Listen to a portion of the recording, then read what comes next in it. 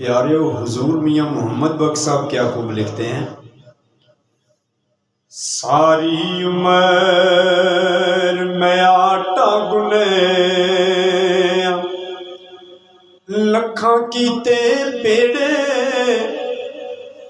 औखा वेला जद आया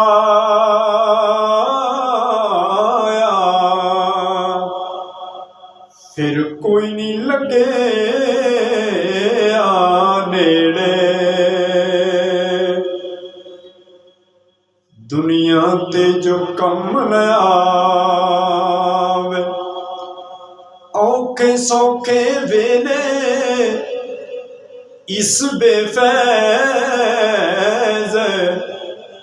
संगीत कोलो असी बेहतर यार अकेले। तेनी चांदी अशनाई कोलो फैज किसे नहीं पाया अंगूर चढ़ा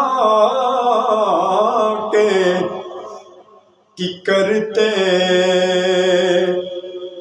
असार गुच्छा अजमाया। इज्जत नाल जे शोहरत मिल जाए ते तां गल बनदी है प्यारे बिन इज्जत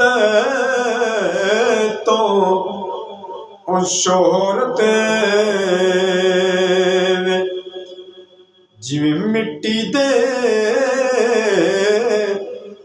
लश्कार